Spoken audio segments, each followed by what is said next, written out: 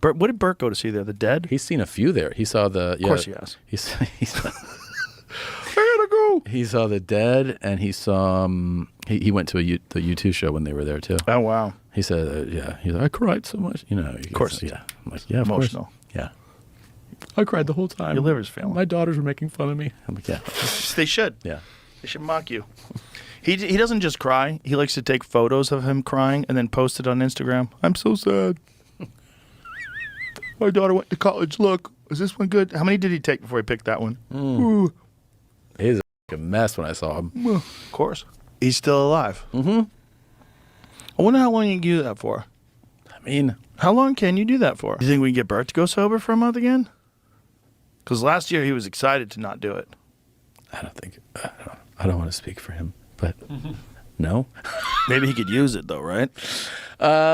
I don't know. Wouldn't be the worst thing in the world for him. No, it's never the worst thing for any of us to take a month off. Sure. It's good. I mean, yeah, I always feel like,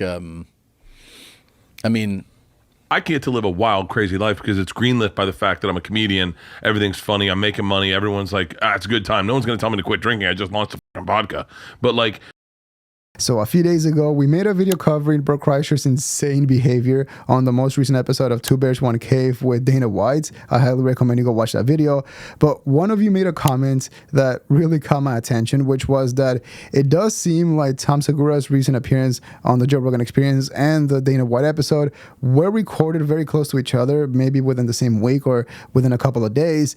And so there is a chance that maybe Tom Segura behind the scenes was complaining or telling Joe Rogan about Bert's recent behavior and how he's out of control once again. And so because of that, Joe Rogan felt comfortable enough to be brutally honest when it comes to calling out Bert's real problem. Because even though it might come across as Joe simply being a good friend that cares for Bert Kreischer and hoping that he, hears that message and then changes, this time it felt a little bit darker and more real because it basically sounded like Joe Rogan and Tom Segura had both given up on Bert Kreischer, which it does make sense because we did mention this back when they first announced that they were releasing their own vodka and they had their huge announcement. But we mentioned how it didn't seem like a great idea for Bert Kreischer to have a legit reason, a financial and a business reason for why he should continue drinking as hard as he does. And how for us it would potentially mean a lot of entertaining moments, and we were right on that end. But when it comes to Bert's attitude, his new personality, and his ego, ever since they launched the new vodka, it has been absolutely out of control. And even though at times it is hard to watch, like that episode with Dana White, it's just one of those things where you just can't look away and you have to stare. So let's get started. Did you see a show there already? In certain positions. No, I have not. Have you? No, I heard it's just. I've heard it's insane. Bert, what did Bert go to see there? The Dead? He's seen a few there. He saw the. Of course he has. I gotta go. He saw the Dead, and he said, he's like, I cried so much. Of course. Yeah. I'm like, yeah, of Emotional. course. Yeah. I cried the whole time. Your liver's failing. My daughters were making fun of me. I'm like, yeah. They should. Yeah. They should mock you. He doesn't just cry. He likes to take photos of him crying and then post it on Instagram. I'm so sad. My daughter went to college. Look, is this one good? How many did he take before he picked that one? Ooh. He's a mess when I saw him. Well, of course. Yeah, he was. He's a character. He was on one. He was in a bender. How's he doing these days? He benders. He goes off. He goes on. Yeah, he's cleaned up for a little while and he went right back in. He's on a Bert cycle. Yeah. So yeah, he was real clean, and then my favorite. He was like, we were somewhere in Vegas, and somebody was like, do you want this? He's like, can't. I'm hardcore keto, and I was like, okay. And then we go to this. I'm like, okay. And then we go to this bar, and we're pouring drinks, Por Osos drinks. We're like our brand, and it's like tons of people, and it's a very fun thing. Everyone's out and getting bottles and drinks, and we're signing things, and of course, like, he's throwing them back. He's throwing back, and at one point, he's standing there shirtless, and he goes, I'm absolutely fucking shit-faced. I go, yeah, I can tell. And so I go, hey, some time passes. I go, you want to get out of here? And he's like, yeah. I go, okay, we're going to go this way out of this place. And here's the exit. And he's like, okay. So I turn this way, say something, then I go, ready? He goes, I'm going to stay. And I go, okay, I'll see you later, man. So Really? I leave. I get the out of there, and then I run into him later. I'm like, how was it? He was like, dude, I was so hammered. I go, yeah, I know. He goes, yeah, I got back and I ate a dozen donuts. And I was like, I go, what happened to hardcore keto? Now, to be fair to Bert Kreischer, even though, yes, he is an adult and has complete control over his own life, at the end of the day, Tom Segura did agree to start an alcohol company with Bert. And I'm assuming that because Tom is a close friend or his best friend, that he potentially weighed in the pros and the cons of doing so. Because on the one hand, it is a great opportunity to create a product and potentially make tons of money.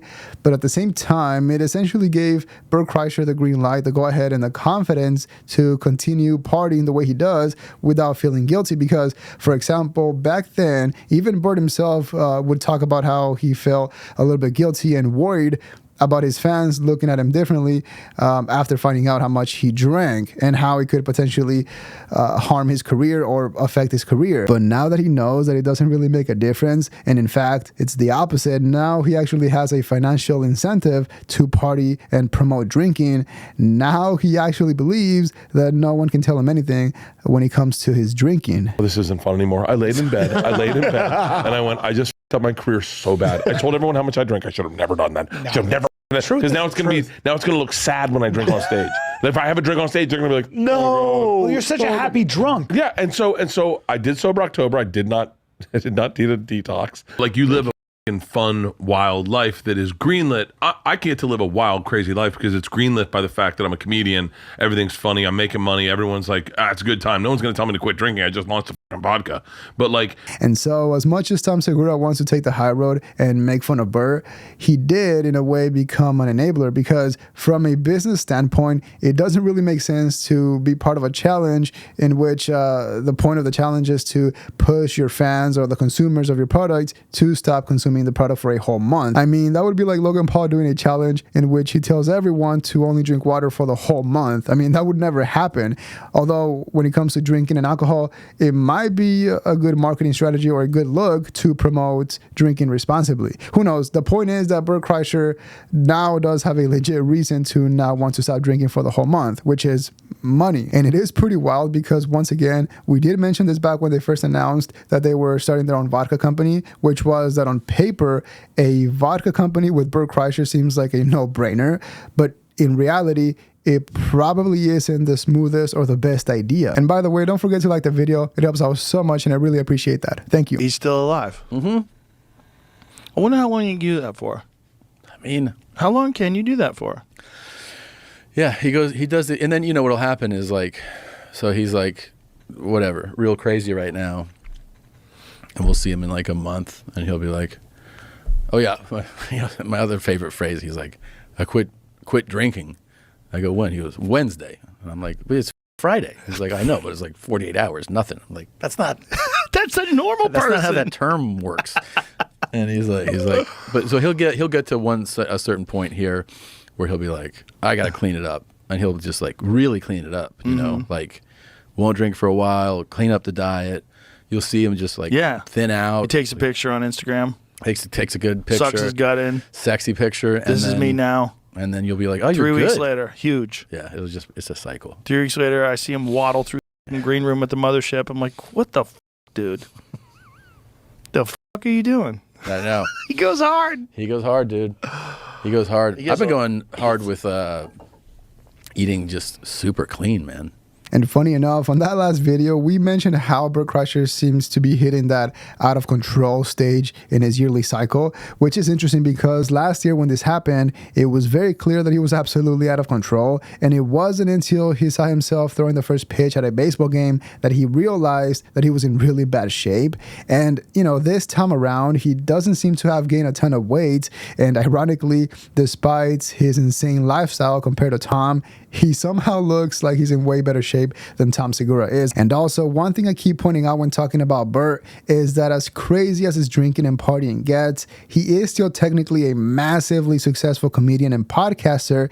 And with a lot of help from his wife, he did raise a good family from what it seems like. Now, whether he spends a lot of time with his daughters or not, that's a whole different conversation. I don't really care about that. But also, up until a few years ago, Bert was actually the more grounded one out of the two, because back then when Tom Segura went through his accident and started losing weight, he quickly started changing and embracing his new lifestyle and enjoying the luxuries and spending a lot of money. But now it does seem like if Bert is also hitting that same stage or that same point in his career where he no longer cares about being relatable or doing what made him successful in the first place. Because the fact that Bert Kreischer might be done with the whole Sober October tradition, even though that was what helped out his career a ton in the past, it does show you that, at least from his perspective, he no longer needs Joe Rogan or the podcast to sell tickets or to further his career. And so he's no longer willing to do a friendly challenge.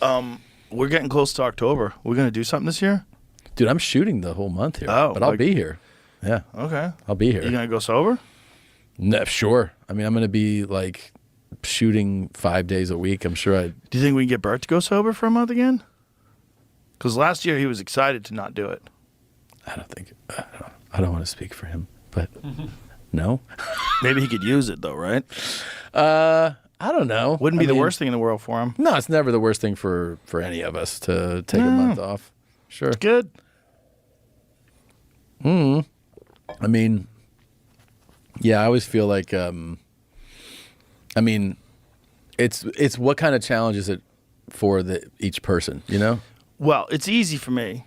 I haven't had a drink since I had a couple glasses. I had a margarita and like a mule Saturday night. So that was it. That was the last time I had a drink. Yeah, I had a few drinks Saturday night in Vegas. Yeah. Yeah, we were doing. I was at dinner with the missus, but I haven't had anything to drink since then, which is normal. I can go a week, 2 weeks. Like, it's not, it's not that big a deal. That's what I'm saying. So like, But for Bert, it's a big ass deal.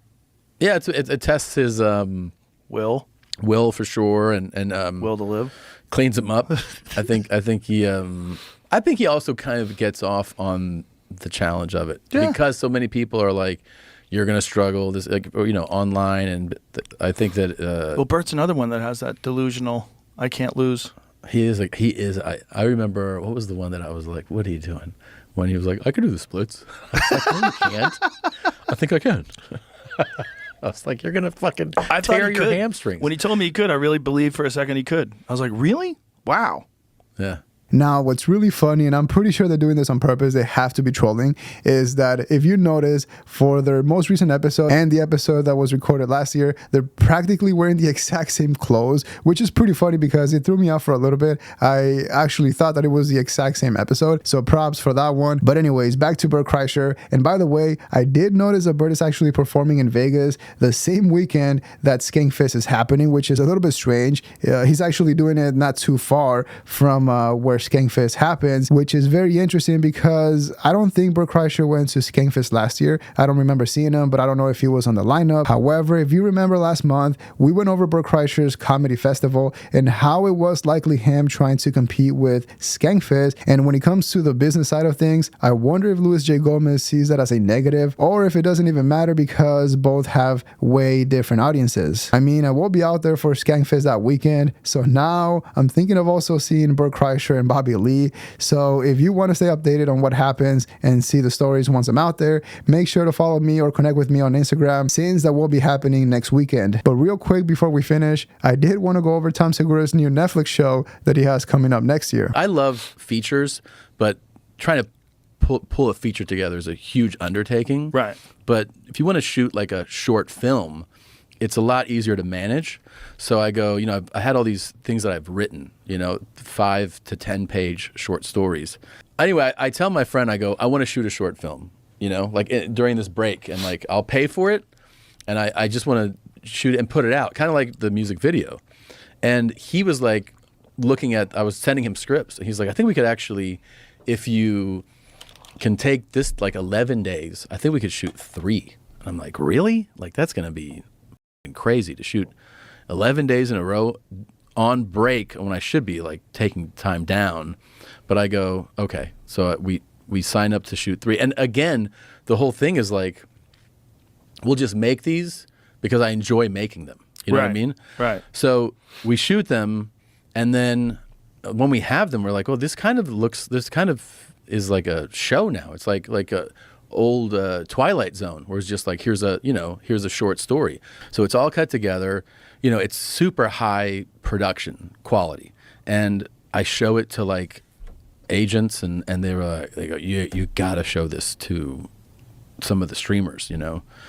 Because I told them my plan. I was like, yeah, my plan was just to do this, and they go, I think you can get a series out of this. And we showed it to Netflix, and they were like, yeah, we'll do a series. You can do 6 of these.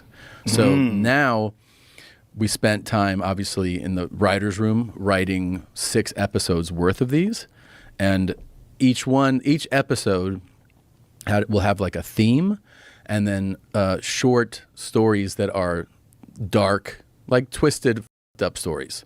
They're with a comedic twist to it, right? Like Now, when it comes to Tom Segura doing a show on Netflix, it does make you wonder if this could be potentially his massive comeback. Not in terms of, you know, financially or whatever, but when it comes to making good comedy, because that has been a criticism that we have for Rogan Sphere comedians, which is that even though they have all the money in the world, all the connects and the resources, they still don't really focus on making good comedy. For example, a while back, we went over Tom Segura's 69-minute comedy special, which he did pitch as essentially being an hour of television. Is this going to be a show like all the time? I don't know. Like we, you know, This is funny. we produced like I tell the pot, we produced an episode of television. That's what it is. It's 69 minutes, and that we use that kind of like to give ourselves parameters how to make this show, where I host it like I'm the host of a news show. Yeah. And I throw to different packages and pieces.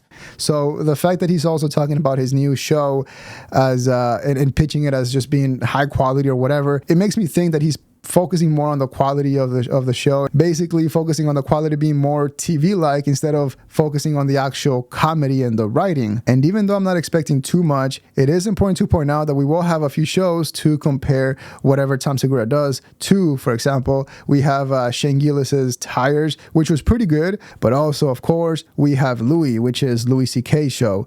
And in my opinion, it is still one of the best because I've been watching it recently and it still holds up to this day.